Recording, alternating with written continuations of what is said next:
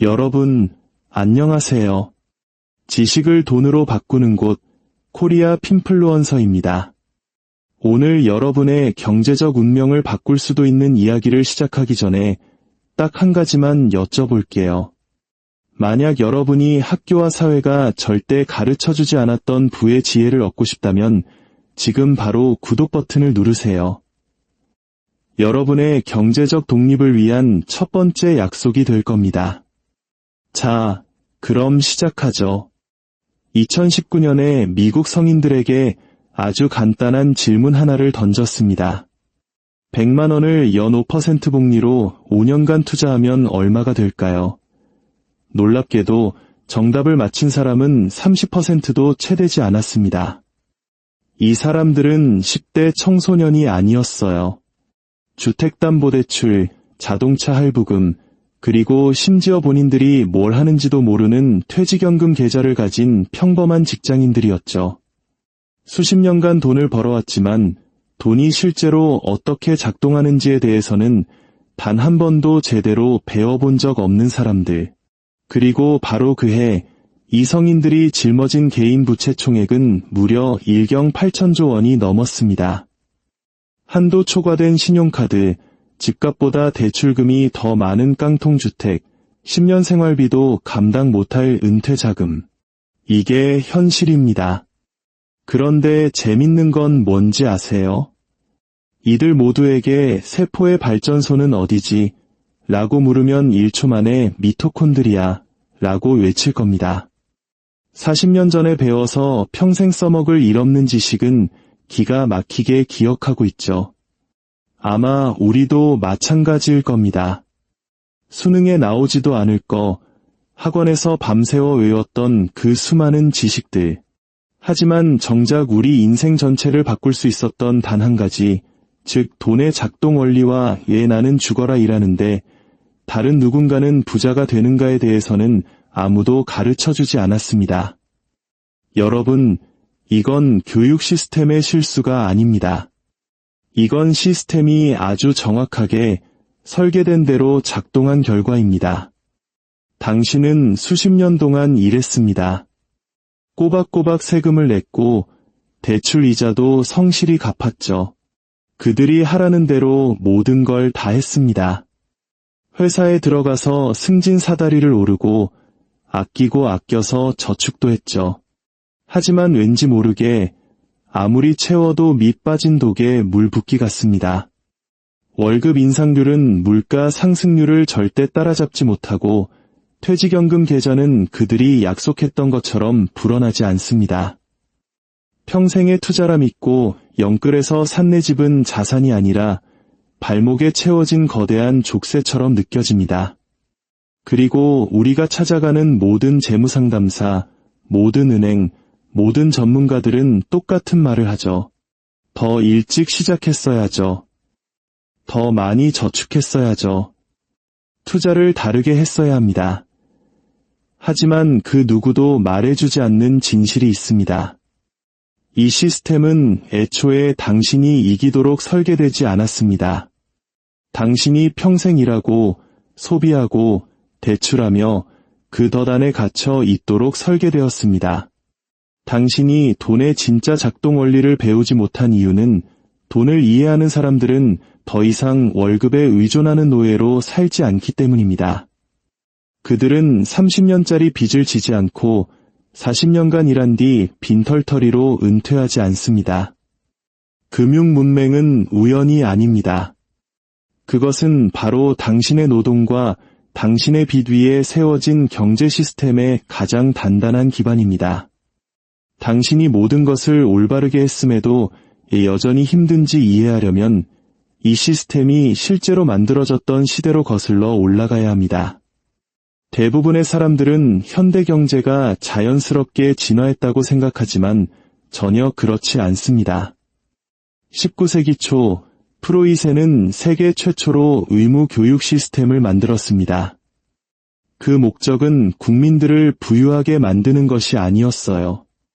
바로 순종적인 노동자와 충성스러운 군인을 양성하는 것이었죠. 모델은 간단했습니다. 지시를 따를 만큼만 가르치고 시스템에 의문을 제기할 만큼은 가르치지 않는 것. 이 모델은 19세기 후반 미국으로 퍼져나갔고 산업자본가들은 이 시스템을 열렬히 환영했습니다. 존 D. 록펠러는 미국 교육의 표준화를 위해 막대한 자금을 지원했는데 그 목표는 단 하나였습니다. 독립적인 사상가가 아닌 믿을 만한 노동자를 만들어라. 학교는 공장 운영에 필요했기 때문에 읽기와 산수는 가르쳤습니다. 하지만 금융지식은 절대 가르치지 않았죠. 왜냐하면 금융지식은 경쟁자를 만들어내기 때문입니다. 돈을 이해하는 노동자들은 자신만의 사업을 시작할지도 모릅니다. 그들은 제대로 된 임금 인상을 요구할지도 모르죠. 그들은 다른 누군가를 위해 부를 창출하는 대신 자신만의 부를 쌓을지도 모릅니다. 그래서 교육과정은 아주 신중하게 설계되었습니다. 사람들을 생산적으로 만들 만큼만 가르치되 그들을 자유롭게 만들 만큼은 절대 가르치지 않는 것. 당신이 학교를 졸업할 때쯤 당신은 40년 동안 일할 준비는 완벽하게 되어 있었지만 부를 쌓는 방법에 대해서는 단 1년도 훈련받지 못했습니다. 그리고 그건 우연이 아니었습니다. 그게 바로 그들의 계획이었습니다. 이제 그 계획이 무엇을 만들어냈는지 이야기해 봅시다. 바로 당신이 지금 살고 있는 이 현실 말입니다. 1970년대 미국 경제에 근본적인 변화가 일어났습니다. 신용카드가 대중화되었고 소비자 부채는 폭발적으로 증가했죠. 그리고 전국의 학교에서 개인 재무수업은 조용히 사라졌습니다. 예산 삭감 때문이 아니었어요. 경제가 혁명적인 사실을 발견했기 때문입니다. 빚에 쪼들리는 대중은 통제하기 쉬운 대중이다. 1975년 평균적인 미국 가정은 신용카드 빚이 거의 없었습니다. 오늘날 신용카드 빚만으로 거의 1조 달러에 달합니다. 한국은 어떻습니까? 영끌, 비투라는 신조어가 유행할 정도로 우리는 빚의 굴레에 빠져 있습니다. 매달 15%에서 25%에 달하는 높은 이자를 내가며 몇 년 전에 썼던 돈을 갚기 위해 일하고 있죠. 이자는 단순히 고통스러운 게 아닙니다. 당신이 영원히 더뎌서 빠져나오지 못하게 보장하는 족쇄입니다. 하지만 신용카드는 빙산의 일각에 불과합니다. 주택담보대출 얘기를 해보죠. 이 덫이 얼마나 악랄해지는지 알 수 있을 겁니다. 우리는 집을 사는 것이 가장 현명한 투자라고 들었습니다. 자산을 소유하고 내 집 마련의 꿈을 이루라고 배웠죠. 그래서 우리는 30년 만기 주택담보대출 계약서에 서명합니다. 하지만 은행이 절대 설명해주지 않는 것이 있습니다. 연 6% 금리의 30년 만기 대출이라면 대출을 모두 갚을 때쯤엔 원래 집값의 거의 2배에 달하는 돈을 지불하게 됩니다. 다음은 퇴직연금입니다. 우리는 DC형이니 DB형이니 하는 어려운 용어들 속에서 회사가 추천해주는 펀드에 돈을 넣으라고 배웠습니다. 30년 동안 시장에 묻어두면 편안한 노후를 맞이할 거라고요. 하지만 대부분의 사람들은 자신이 실제로 어디에 투자하고 있는지 전혀 모릅니다. 더 심각한 건 수수료입니다. 매년 당신의 수익률에서 1~2%를 조용히 갉아먹는 운용수수료. 수십 년 동안 복리로 계산하면 이 수수료는 수천만 원, 때로는 수억 원에 달합니다. 원래 당신의 것이었어야 할 돈이 조용히 펀드 매니저들의 주머니로 흘러 들어가는 거죠. 이제 패턴이 보이시나요? 당신 인생의 모든 주요 금융 결정은 당신의 부를 위로, 더 위로 이전시키도록 설계되었습니다. 주택담보대출은 은행으로, 신용카드는 대부업체로, 퇴직연금은 자산운용사로, 당신의 세금은 대기업 보조금과 구제금융으로 부를 이전시킵니다. 당신은 주 40시간, 50시간을 일합니다. 수십 년 동안 그렇게 해왔죠. 그런데 왜 당신은 부자가 아닌가요? 지치고 스트레스 받고 과연 은퇴라는 걸 할 수 있을지 의문만 들죠. 그건 당신이 실패했기 때문이 아닙니다. 시스템이 성공했기 때문입니다. 당신은 불을 쌓도록 만들어진 존재가 아니었습니다. 당신은 죽을 때까지 월급에 의존하면서 다른 사람들을 위해 불을 창출하도록 만들어진 존재였던 겁니다. 이야기는 여기서 더 어두워집니다. 2008년 금융위기는 이 시스템이 실제로 어떻게 작동하는지를 모두에게 보여줬어야 했습니다. 은행들은 무모한 투자를 했고 쓰레기 같은 주택담보대출을 증권으로 묶어 팔다가 세계 경제 전체를 거의 붕괴시킬 뻔했죠.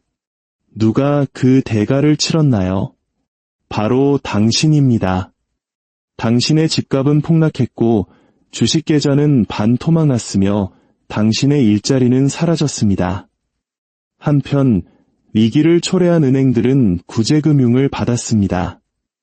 수조 달러의 국민 세금이 재앙을 만든 바로 그 기관들에게 흘러들어갔죠. 그 후에 어떻게 됐을까요? 은행들은 위기 이전보다 더 거대해졌고 CEO들은 보너스 잔치를 벌였습니다. 하지만 수백만 명의 평범한 사람들은 집을 잃고 직장을 잃고 저축은 증발했습니다. 교훈은 명확했습니다. 시스템이 실패하면 당신이 손실을 흡수하고 시스템이 회복되면 그들이 이익을 챙긴다. 이익의 사유화, 손실의 사회화입니다. 그리고 이 패턴은 바로 지금 다시 일어나고 있습니다. 코로나 팬데믹 동안 연방준비제도는 4조 달러 이상을 찍어냈습니다. 양적 완화라고 불렀죠. 시장을 안정시키기 위해 필요했다고 합니다. 하지만 그 돈이 어디로 갔을까요? 자산 가격은 폭발했습니다. 주식시장은 사상 최고치를 경신했고 부동산 가격은 수직으로 치솟았죠. 누가 그 자산들을 대부분 소유하고 있었을까요? 당신이 아닙니다. 최상위 10%가 모든 주식의 90% 이상을 소유하고 있습니다. 결국 돈을 찍어낸 것은 부자들을 기념비적으로 더 부유하게 만들었습니다. 한편 당신의 월급은 그대로였고 예금 이자는 0%대에 머물렀으며 생활비는 하늘 높은 줄 모르고 치솟았죠. 월세, 식비, 기름값, 모든 것이 올랐습니다. 돈 찍어내기는 최상층에 있는 사람들을 위한 시스템을 구했지만 나머지 모든 사람들은 인플레이션이라는 거대한 멍에 아래 깔아뭉갰습니다. 이것은 시스템의 버그가 아닙니다. 이것이 바로 설계 그 자체입니다. 그렇다면 왜 당신은 이 모든 것을 배우지 못했을까요? 왜 학교에서 수년 동안 써먹지도 않을 사실들을 외우면서 돈이 실제로 어떻게 작동하는지는 배우지 못했을까요? 금융 지식은 위협이기 때문입니다. 보그리의 마법을 이해하는 사람들은 20대부터 투자를 시작하여 부유하게 은퇴합니다. 빚의 본질을 이해하는 사람들은 빚에 허덕이는 대신 전략적으로 빚을 활용합니다. 시스템은 당신이 순종적이고 생산적이며 덫에 갇혀 있기를 바랍니다. 그리고 그것을 보장하는 가장 좋은 방법은 당신에게 돈이 정말로 어떻게 작동하는지 결코 가르치지 않는 것입니다. 역사는 반복되지 않지만 운율을 맞춥니다. 로마 제국은 화폐 가치를 떨어뜨리면서 시민들에게 아무것도 변하지 않았다고 말했습니다. 중세 유럽의 군주들은 강제로 대출을 받고 그것을 의무라고 불렀습니다. 현대 사회에서 그들은 당신을 빚더미에 앉히고 그것을 기회라고 부릅니다. 시대는 다르지만 사기는 똑같습니다. 당신이 돈에 대해 배우지 못한 이유는 돈을 이해하는 사람들은 시스템에 갇혀 있지 않기 때문입니다. 그리고 시스템은 당신이 갇혀 있기를 필요로 합니다. 이건 음모론이 아닙니다. 이것이 바로 경제학입니다. 오늘 이야기가 새로운 관점을 제시했다면 채널을 계속 지켜봐 주십시오. 역사 속에 답이 있습니다. 제가 그 길을 보여드리겠습니다.